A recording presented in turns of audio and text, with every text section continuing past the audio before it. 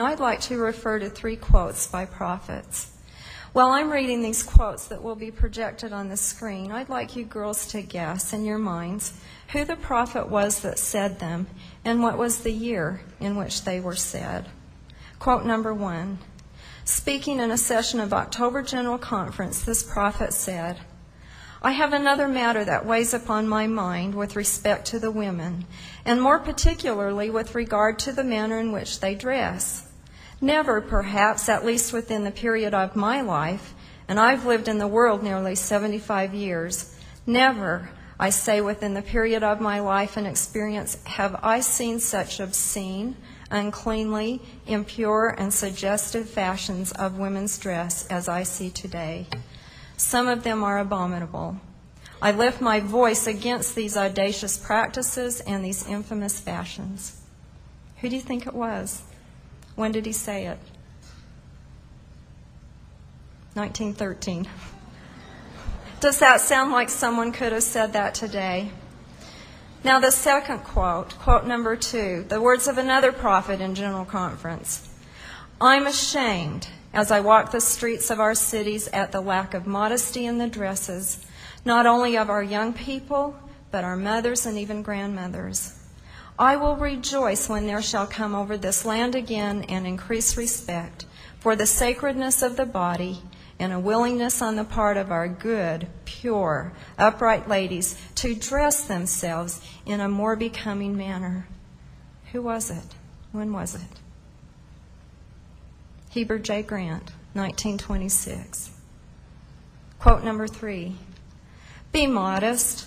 Modesty in dress and language and deportment is a true mark of refinement and a hallmark of a virtuous Latter-day Saint woman. Shun the low and vulgar and the suggestive." Who was it? When did they say it? President Benson, 1986. As you can see, these issues regarding modesty and dress and grooming have been on the minds of prophets and leaders for a long time. In fact, it kind of started with Adam and Eve, if you stop to think about it, when they found they were naked and they covered themselves.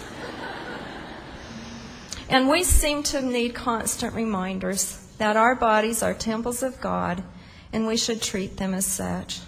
Of Mormonism defines modesty as a quality of mind, heart, and body. Modesty is an attitude of humility, decency, and propriety that may be evidenced in thought, language, dress, and behavior. Can we see how all-encompassing this is? It's mind, it's heart, body, thought, language, dress, behavior. Modesty is truly the hallmark of who we are.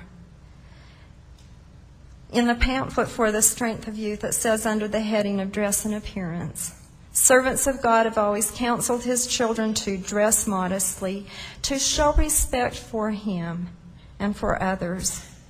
Because the way you dress sends messages about yourself to others and often influences the way you and others act, you should dress in such a way as to bring out the best in yourself and those around you."